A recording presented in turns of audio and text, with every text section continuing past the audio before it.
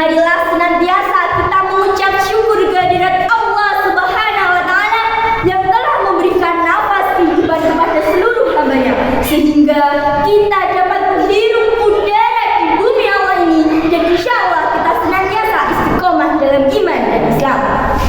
Salawat serta salam semoga senantiasa tercurah kepada sosok di bawah, seorang manusia sempurna yang menyelamatkan kita dari zaman kegelapan ke zaman terang benderang, dari zaman jahiliyah ke zaman penuh berkah ini. Ia tak lain adalah Rasulullah Muhammad Sallallahu Alaihi Wasallam. Sebelum menyampaikan orientasi ini, izinkan kami untuk memperkenalkan diri kami terlebih dahulu.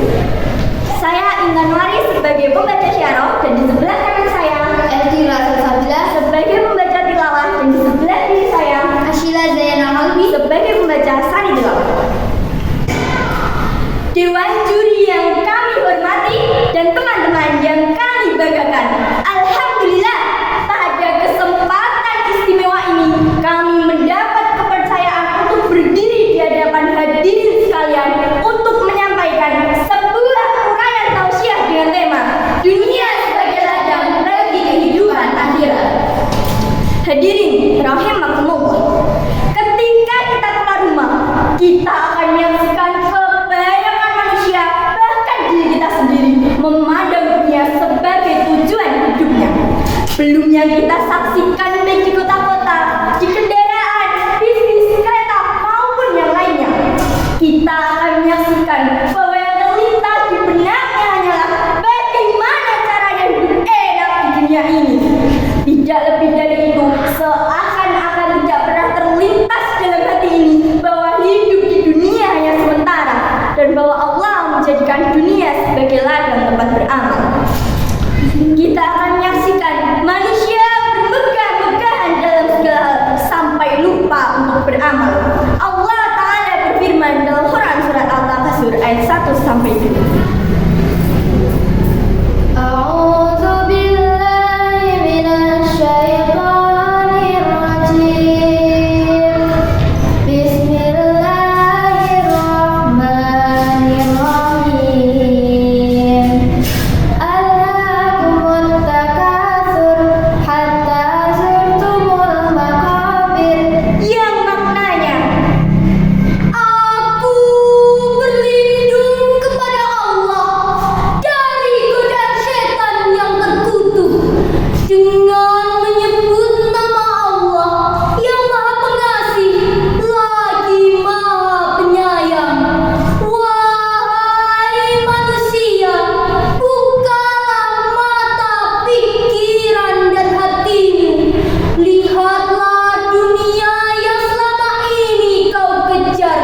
Semakin kau kejar, maka ia akan semakin menjauh, sampai kau lupa esok belum tentu ragamu masih ada.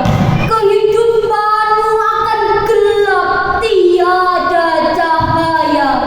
Pahamilah, dunia ini hanyalah sementara. Entah nanti atau lusa, ragamu akan melemah, kaku tak bernyawa. Ketika azan dikumandangkan, mereka masih sibuk dengan pekerjaannya tanpa mempedulikan seruan azan. Padahal dunia ini Allah Ta'ala berfirman dalam Quran surat Al-Hadid ayat 20. A'udzu billahi minasy syaithanir rajim. Bismillahirrahmanirrahim. I'lamu annamal hayatud dunya la'ibun wa lahu wa zinatun wa tafakhur bainakum wa takathurun fil amwali wal aulad kamathali ghaisin a'jabal kuffar wa nabatuhu thumma yahiju fatarahu musfarra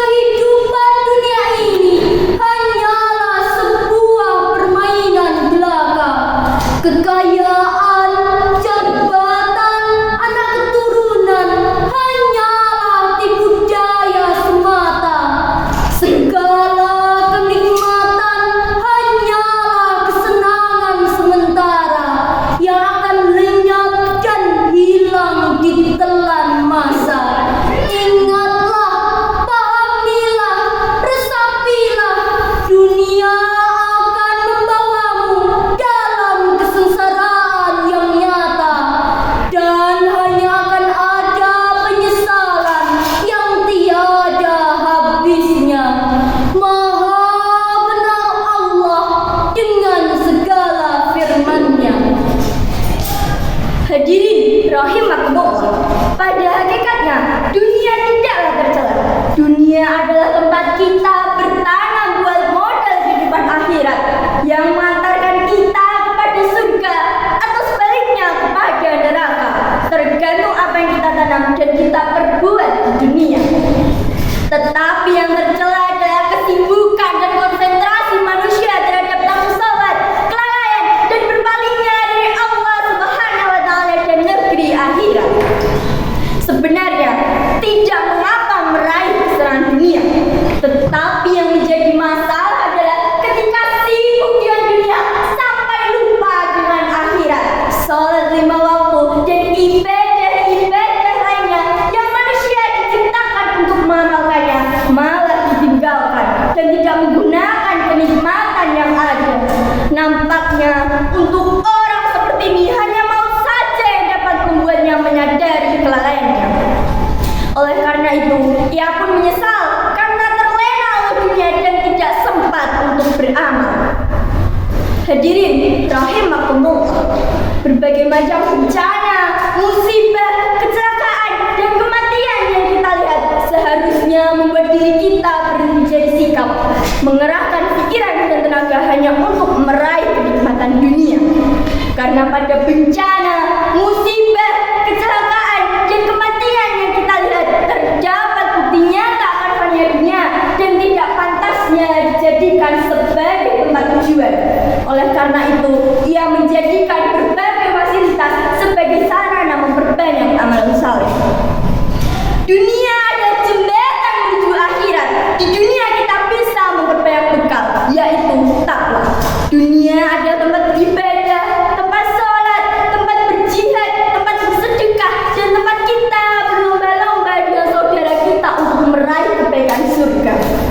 Rasulullah SAW telah memberikan petunjuk dalam hidup di dunia. Rasulullah SAW bersabda,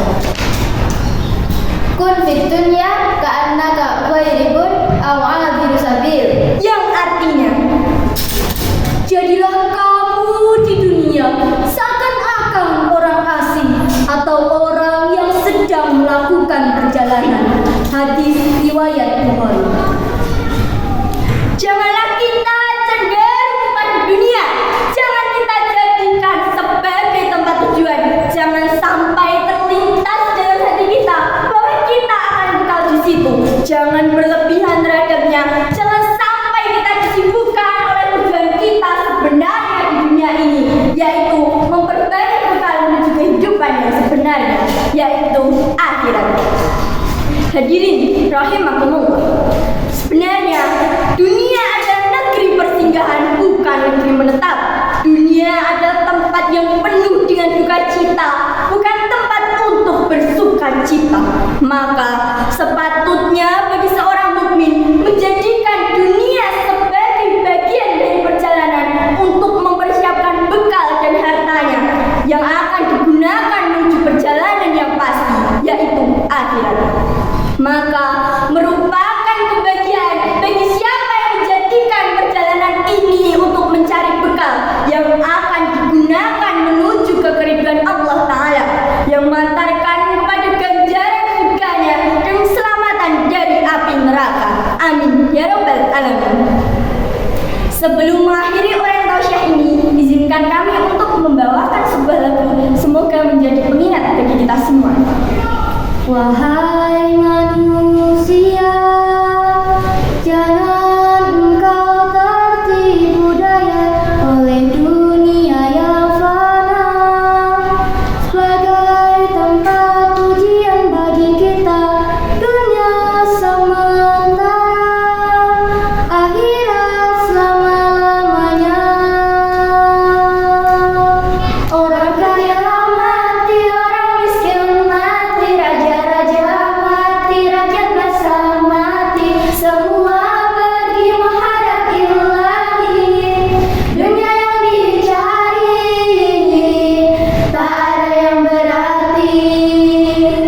Dunia yang dicari tak ada yang berarti. Semoga oriental tausiah kami bermanfaat. Mohon maaf bila dalam menyampaikan kata yang kurang berkenan.